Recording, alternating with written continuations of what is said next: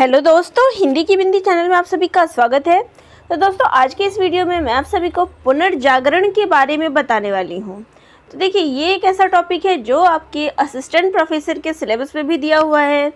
इसके अलावा अगर आप नेट की तैयारी कर रहे हैं तो भी आपके लिए ये टॉपिक उतना ही महत्वपूर्ण है।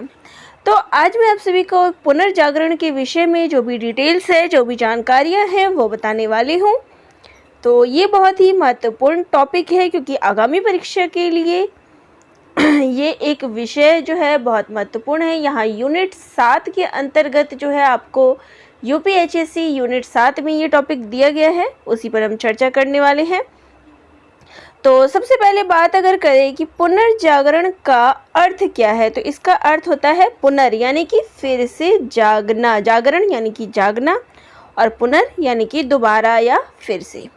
तो फिर से जागने की बात जो है इसमें कही गई है।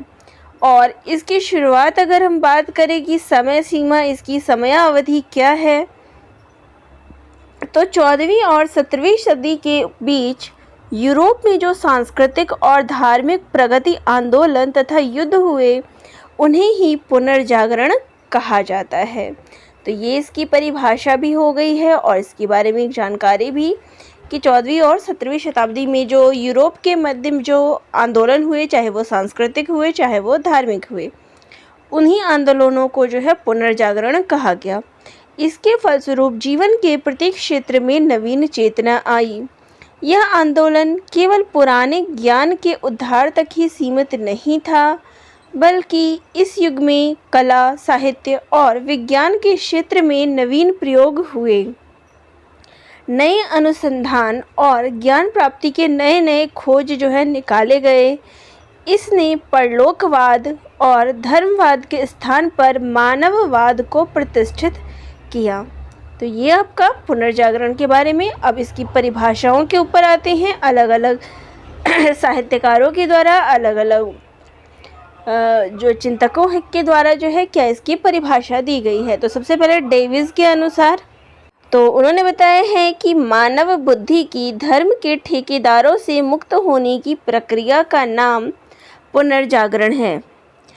एडगर सेन ने कहा है, पुनर्जागरण एक व्यापक शब्द है जिसका प्रयोग उन सभी बौद्धिक परिवर्तनों के लिए किया जाता है जो मध्य युग के अंत में तथा आधुनिक युग के आरंभ में दिखाई दे रहे थे।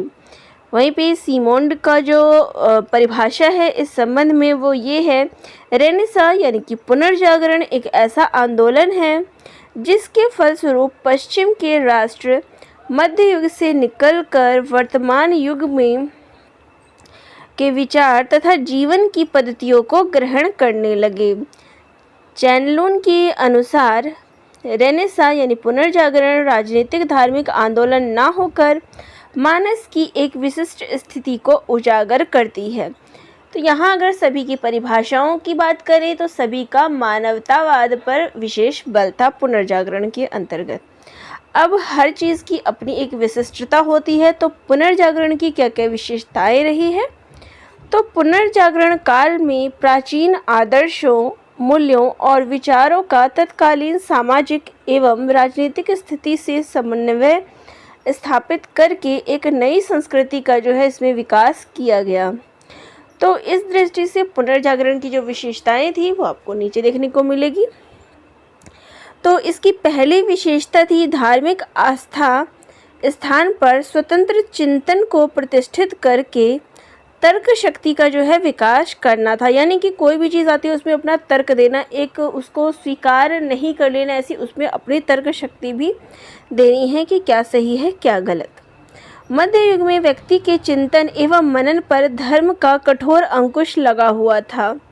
पुनर्जागरण ने आलोचना को नई गति एवं विचारधारा को नवीन निडरता जो है प्रदान की। यानी कि पहले जो था धर्म में जो चीज़ें कही गई थी उनको वैसे ही स्वीकार कर ली गई, लेकिन धीरे धीरे लोगों ने इस पे अपनी तर्क शक्ति देनी शुरू की। ये बात पुनर्जागरण के अंतर्गत आई थी।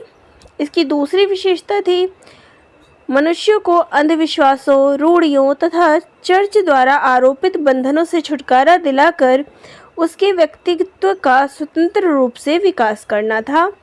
इसकी तीसरी विशेषता जो थी वो मानवतावादी विचारधारा थी। मध्य युग में चर्च लोगों को उपदेश दिया था कि इस संसार में जन्म लेना ही घोर पाप है, अतः तपस्या तथा निवृत्ति मार्ग को अपनाकर मनुष्य को इस पाप से मुक्त होने का सतत प्रयास करना चाहिए।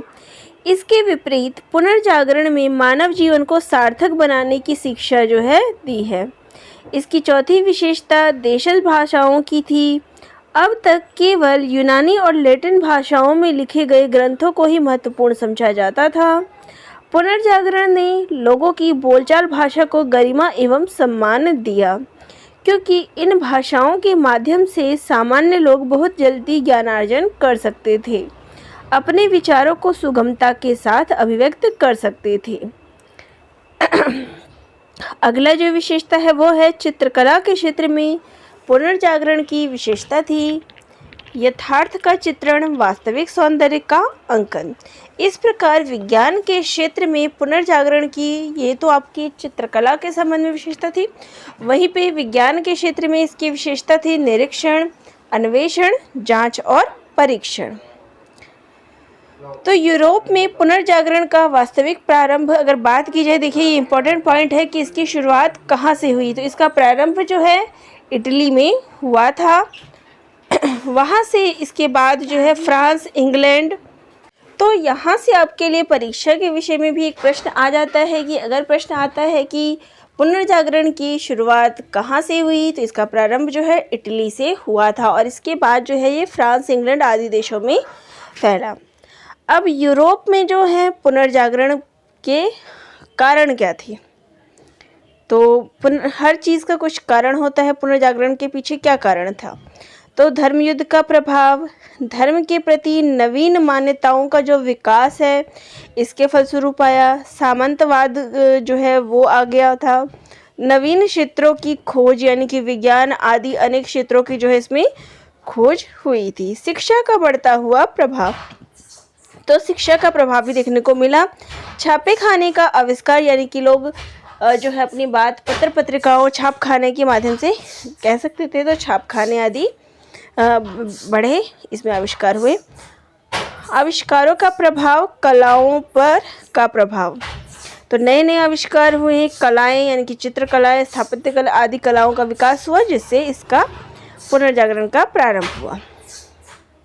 अब बात अगर करें कि पुनर्जागरण का प्रभाव जो है किस पर क्या क्या पड़ा, तो सबसे पहले तो आर्थिक दशा और व्यापार में जो है प्रगति हुई। पुनर्जागरण के आने से आर्थिक दशाओं में सुधार हुआ और व्यापार में प्रगति हुई। तो पुनर्जागरण काल के कारण ही यूरोप नाविक नए नए भौगोलिक देशों की खोज में सफल हुए। नए देशों के बाजार तथा कच्चे माल की उपलब्धि के कारण यूरोपीय देशों के व्यापार तथा उद्योग में जो है बहुत अधिक प्रगति हुई। अगला है सामाजिक जीवन में प्रगति, तो लोगों की जो जीवन व्यवस्था थी उसमें भी प्रगति हुई। पुनर्जागरण का नए विचारों ने अंधविश्वासों का अंत करके उन्हें सामाजिक जीवन के प्रति नवीन वैज्ञानिक दृष्टिकोण भी प्रदान किया। समाज में सामंतवादी प्रथा जो है वो समाप्त हो गई। समाज में नए मध्यम वर्ग का उदय होने से लोगों में राष्ट्रीय भावनाओं का तेजी से विकास हुआ। शिक्षा के प्रसार ने भी समाज के नए विचारों को जन्म दिया। धर्म का प्रभाव, तो धर्म पर का भी इस पर प्रभाव पड़ा। तो पुनर्जागरण के फलस्वरूप यूरोप के धार्मिक जीवन में भी अनेक महत्वपूर्ण परिवर्तन हुए।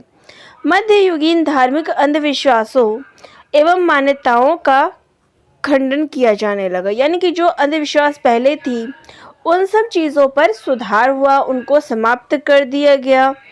जो ऐसी पुरानी घिसी पिटी जो हम कह सकते हैं मान्यताएं थी, अंधविश्वास था, उस पर से तो ये सब चीज़ें समाप्त हुई। कैथोलिक धर्म में भी पर्याप्त सुधार हुए। अब बात अगर करें कि भाषा और साहित्य का प्रभाव क्या रहा, तो पुनर्जागरण का प्रभाव आपने हर क्षेत्र पे देखा है। तो भाषा और साहित्य पर क्या प्रभाव पड़ा, तो भाषा और साहित्य पर भी इसका महत्वपूर्ण प्रभाव पड़ा।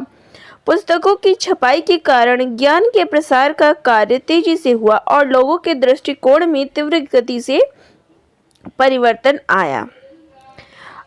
अब बात अगर करें कि पुनर्जागरण काल में जो है नए नए देशों की भी खोज की गई। तो ये कौन कौन से देश है, तो इसमें जो है आप नाम ज़रूर याद रख लीजिएगा कि कौन कौन से देशों की इसमें खोज हुई। तो उत्तर माशा अंतरीप की खोज हुई ही थी, अमेरिका तथा पश्चिमी द्वीप समूह की खोज की गई थी, न्यू फाउंडलैंड तथा लेब्राडोर की खोज जो है इसमें की गई थी, भारत के समुद्री मार्ग की खोज की गई थी, ब्राज़ील की खोज हुई थी, मैक्सिको तथा पेरू की खोज हुई थी, अफ्रीका महाद्वीप की खोज की गई थी, इसके साथ ही पृथ्वी की पहली परिक्रमा भी की गई थी। तो ये जो है नई नई चीज़ें पुनर्जागरण के समय में हुई।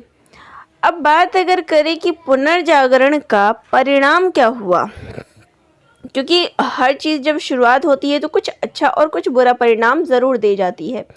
तो पुनर्जागरण की शुरुआत से क्या इसका परिणाम हुआ इसके आने से, तो चर्च के नियंत्रण से मुक्त होकर विद्या और संस्कृति का स्वतंत्र रूप से विकास होने लगा। तो पहले जो चीज़ें थी वो चर्च के नियंत्रण में थी, यानी जो धार्मिक चीज़ें थी वो सारी चर्च के अंतर्गत थी, लेकिन पुनर्जागरण के आने से ये सब चीज़ें जो विद्या और संस्कृति से संबंधित जितनी भी चीज़ें थी उनमें विकास हुआ, क्योंकि जो चर्च के नियंत्रण से ये चीज़ें मुक्त हो गई। यह इच्छा पैदा हुई कि ज्ञान प्राप्ति का सरल माध्यम होना चाहिए, अतः लोक भाषाओं का जो है विकास हुआ।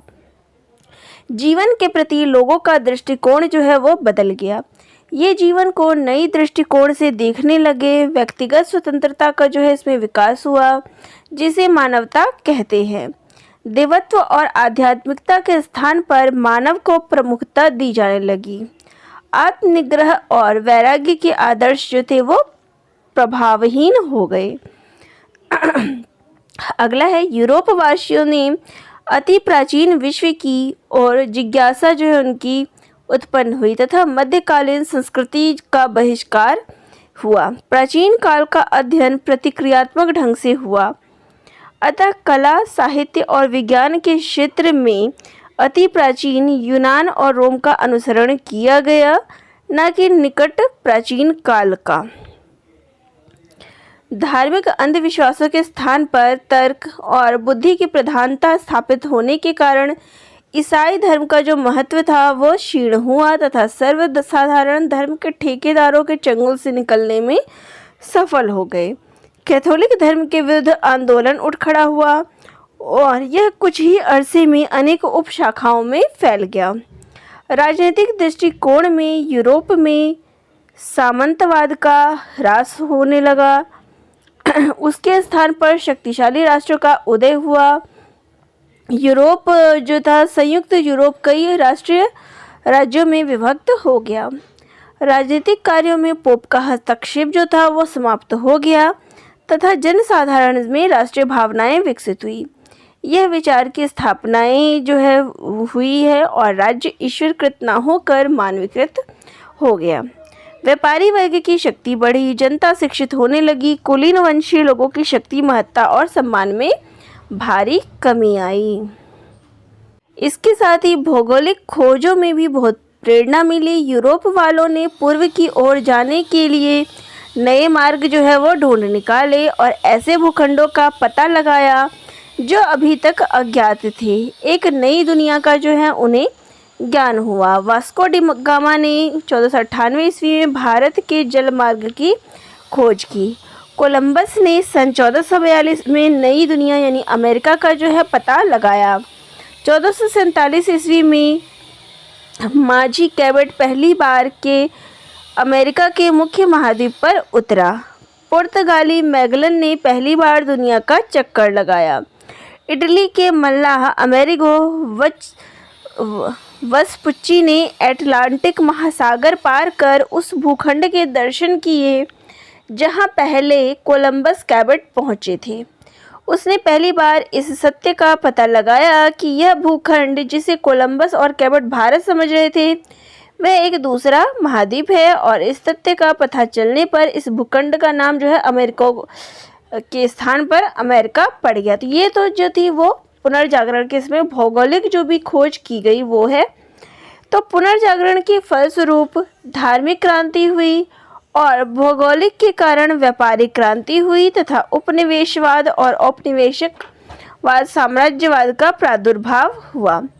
तो यहाँ इस प्रकार कह सकते हैं कि पुनर्जागरण आंदोलन का प्रभाव और परिणाम जो है हर क्षेत्र में महान सिद्ध हुआ। चाहे वो आपने यहाँ धर्म के मामले में देखा कि आपको यहाँ देखिए, अब बात अगर कुछ प्रश्नों की करते हैं कि इस पर आधारित किस प्रकार के प्रश्न जो है आपसे पूछे जाएंगे, तो यहाँ आप पुनर्जागरण की परिभाषा देख लीजिए। इसकी शुरुआत कहाँ पर हुई थी, कौन सी शती में इसकी शुरुआत हुई, क्या क्या इसमें परिणाम जो है आप देखने को मिलते हैं। देखिए कई बार प्रश्न जो है आपका 4 ऑप्शन वाले आ जाते हैं कि निम्न में से कौन सी चीज़ नहीं हुई।